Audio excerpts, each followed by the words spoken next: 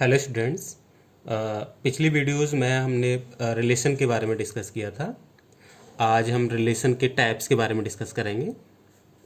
तो types of relation में जो सबसे पहला है हमारा बॉयड रिलेशन। तो बॉयड रिलेशन क्या होता है? देखिए, let A B a set, कोई भी एक सेट है, then phi is subset of A cross A. जो फाई होता है वो हर एक सेट का सबसेट होता है, तो डेफिनेटली ए क्रॉस ए का भी सबसेट होगा। And so it is called void relation. तो इस फाई को हम बॉयड रिलेशन कहते हैं। Clear?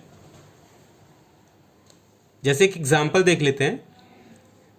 A is equal to 1 2 3 4 5 6 7, ये मेरे पास कोई सेट गिवन है और कोई रिलेशन इस टाइप से डिफाइन है। R is equal to A comma B such that A plus B is less than 0।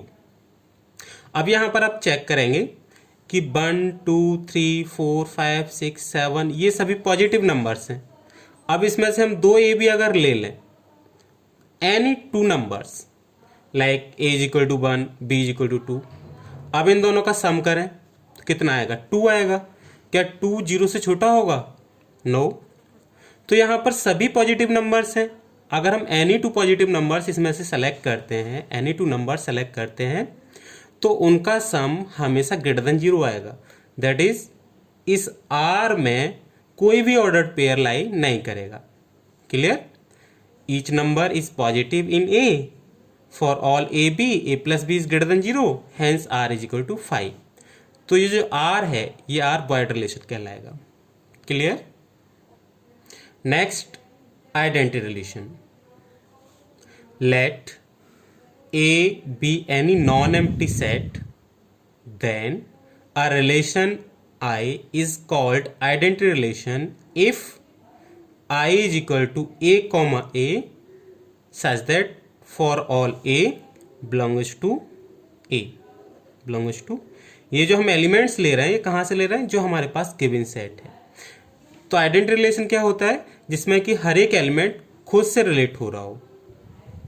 जो हमारा सेट है उसका ईच एलिमेंट खुद से रिलेट हो रहा हो, तो इस टाइप के रिलेशन को हम आइडेंटिटी रिलेशन कहेंगे। जैसे एक हम एग्जांपल ले लेते हैं।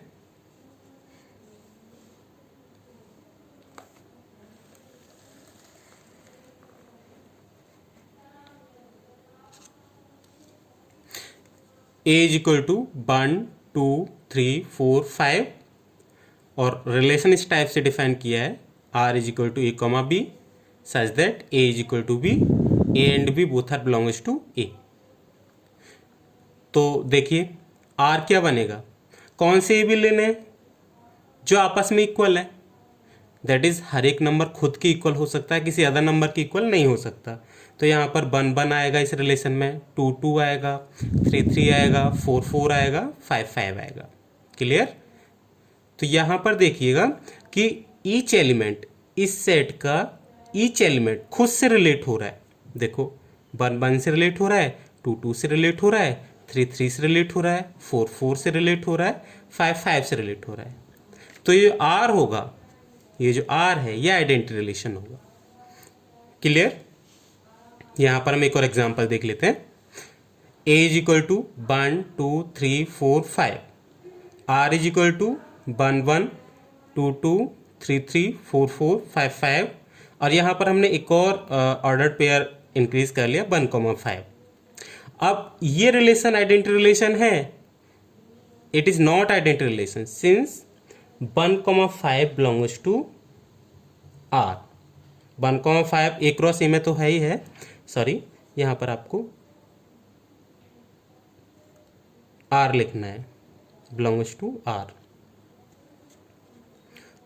1 5 बिलोंग्स टू आर, क्योंकि आइडेंटिटी रिलेशन में केवल और केवल खुद से रिलेट होकर एलिमेंट्स आने चाहिए। जैसे यहां पर आ रहे हैं 1 1 2 2 3 3 4 4 5 5।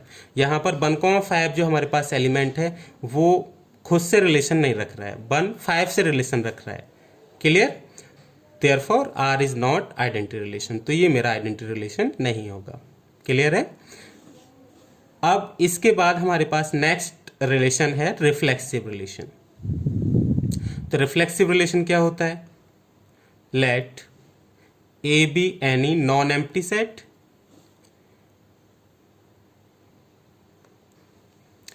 तो रिफ्लेक्सिव रिलेशन के बारे में देखो, let A be any non empty set if a comma a belongs to R for all a comma a belongs to R for all a, then R is called reflexive relation। Reflexive relation में यह होता है कि हर एक element खुद से relate होकर जो रिलेशन दे रखा है उसमें बिलोंग करना चाहिए।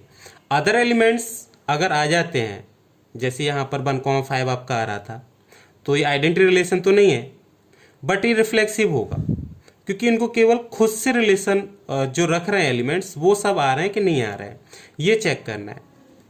जैसे कि एग्जांपल हम इसी को देख लें, 1 2 3 4 5 और R इस टाइप से हमने बना रखा है 1, 1 2, 2 3, 3 4, 4 5, 5 1, 5। ये रिलेशन आइडेंटिटी रिलेशन नहीं है बट रिफ्लेक्सिव रिलेशन है। यहाँ पर रिफ्लेक्सिव रिलेशन के लिए हमें केवल ये कंडीशन देखनी है कि ईच एलिमेंट खुद से रिलेट होकर आ रहा है कि नहीं आ रहा है। उसके अलावा अगर कुछ एलिमेंट्स और आ रहे हैं, कुछ ऑर्डर्ड पेयर्स और आ रहे हैं, तो उनसे कोई लेना देना नहीं होता है। जैसे यहाँ पर 1,5 आ रहा है तो उससे इसकी रिफ्लेक्सिविटी पर कोई इफेक्ट नहीं पड़ेगा, ये रिफ्लेक्सिव होगा, क्लियर, बट आइडेंटिटी रिलेशन नहीं होगा। इसका एक और एग्जाम्पल आप देख लेते हैं। देखिए example, let A is equal to 1 2 3 4 5 dash 14 15 तक मैंने ले लिया कोई सेट, और रिलेशन इस टाइप से डिफाइन किया है x, y such that 4x minus y is equal to 0। और यहाँ पर x और y दोनों किस में बिलोंग कर रहे हैं? a में बिलोंग कर रहे हैं। तो मुझे चेक करना है कि ये जो हमारे पास r दे रखा है, ये जो r दे रखा है, ये रिलेशन रिफ्लेक्सिव है या नहीं है। देखिए जो r दे रखा है उसमें दे रखा है 4x minus y is equal to 0, that is 4x is equal to y, ऐसे राइट कर सकते हैं। अब आपने क्या किया, यहाँ x की वैल्यू आप लेंगे, x की वैल्यू आपने 1 ली सेट से, जो सेट गिवन है वहाँ से वैल्यू लेनी है x की वैल्यू 1 ली, तो y की वैल्यू कितनी आएगी 4, दैट इज 1,4 r में होगा बाय दिस रिलेशन। 2,8 3,12 ये मेरा r कंप्लीटली बन गया। अब आप देखिए क्या ये रिफ्लेक्सिव है? रिफ्लेक्सिव की डेफिनेशन ये थी a belongs to R for all a, that is each element related to itself belongs to R। हर एक एलिमेंट खुद से रिलेट होकर उस रिलेशन में होना चाहिए। ईच एलिमेंट ध्यान रखना होगा, फॉर ऑल लिखा हुआ है यहाँ पर, क्लियर। तो यहाँ पर देखिए, यहाँ पर 1 1 2 2 3 3 कोई सा भी एलिमेंट नहीं है, ना तो 1 1 है, ना 2 2 है, ना 3 3 है, ना 4 4 है, कोई सा भी एलिमेंट नहीं है, तो ये रिलेशन हमारा रिफ्लेक्सिव रिलेशन नहीं होगा, क्लियर है। नेक्स्ट देखिए, एक और एग्जांपल देख लेते हैं हम रिफ्लेक्सिव रिलेशन का। Let A is equal to 1 2 3 4 5 6, ये कोई सेट गिवन है, एंड जो रिलेशन है वो डिफाइन इस टाइप से किया है x, y such that x is divisible by y। मतलब इस टाइप के एलिमेंट्स लेने हैं जहाँ पर कि जो फर्स्ट एलिमेंट है वो सेकंड एलिमेंट से डिविजिबल हो, वही इस रिलेशन में ऑर्डर्ड पेयर आएंगे, क्लियर। तो आपने रिलेशन बनाया r इज इक्वल टू, देखो 1 1 से डिविजिबल होगा, दैट इज यहाँ पर 1 लिखें, यहाँ पर भी 1 लिखें, तो ये 1 इस 1 से डिविजिबल होगा, तो 1 1 मेरा r में होगा, 2 2 भी r में होगा, क्योंकि each element divisible by itself, therefore 3 3 भी r में होगा, 4 4 भी r में होगा, 5 5 भी r में होगा, 6 6 भी r में होगा। नेक्स्ट 2 1 भी r में होगा, क्योंकि हमारे पास रिलेशन क्या दे रखा था, x is divisible by y। मतलब यहाँ पर जो हमें एलिमेंट लेना है वो इस टाइप से लेना है कि यहाँ जो एलिमेंट लिखा हुआ है उससे ये एलिमेंट डिविजिबल हो, तो 2 1 से डिविजिबल है, देयरफॉर 2 1 r में होगा। ऐसे ही 3 1 भी r में होगा, सिंस 3 इज डिविजिबल बाई 1, 4 1 भी r में होगा, 4 2 भी आर में होगा, 4 इज डिविजिबल बाई 2, 5 1 भी होगा, 6 2, 6 1, 6 3, ये एलिमेंट्स इस आर में आ जाएंगे, इस रिलेशन में आ जाएंगे। अब आपको चेक करना है कि क्या ये रिफ्लेक्सिव है। Yes, it is reflexive since 1 1 belongs to R, 2 2 भी आर में है, 3 3 भी आर में है, 4 4 भी आर में है, 5 5 भी आर में है, 6 6 भी आर में है। मैंने डेफिनेशन ये बताई थी कि हर एक एलिमेंट खुद से रिलेट होकर आर में आ जाना चाहिए। यहाँ पर देखिए सारे एलिमेंट्स आर में बिलोंग कर रहे हैं, therefore R is reflexive. Clear? But it is not identity relation, ये आइडेंटिटी रिलेशन नहीं है। क्यों नहीं आइडेंटिटी रिलेशन? आइडेंटिटी रिलेशन कब होता? ऐसा रिलेशन जिसमें ये जो एलिमेंट्स यहाँ पर एक्स्ट्रा दे रखे हैं, अगर ये एलिमेंट्स इसमें नहीं होते तो ये आइडेंटिटी रिलेशन भी होता, लेकिन ये आइडेंटिटी रिलेशन नहीं है। तो यहाँ पर आपको याद रखना होगा, यहाँ पर यही लिखा है what it is not identity relation since 2, 1, 6, 1 so on also belongs to R, therefore it is not identity relation. आप एक नोट पॉइंट लिख लीजिए, each identity relation is reflexive. जो आइडेंटिटी रिलेशन होते हैं, जितने भी आइडेंटिटी रिलेशन होते हैं वो रिफ्लेक्सिव होते हैं, but converse is not true, इसका कन्वर्स ट्रू नहीं होता है। क्लियर? अच्छा, इस क्वेश्चन को, ये जो मेरे पास क्वेश्चन दे रखा है a is equal to 1 2 3 4 5 6 r is equal to x y such that x is divisible by, आप इसको इस टाइप से भी कर सकते हैं और आप इसे ऐसे भी सॉल्व कर सकते हैं। r is equal to x y such that x is divisible by, ये हमारा रिलेशन दे रखा है क्योंकि आप जानते हैं each number divisible by itself, हर एक नंबर खुद से डिविजिबल है, therefore x belongs to r। x कहाँ से एलिमेंट लिया है आपने?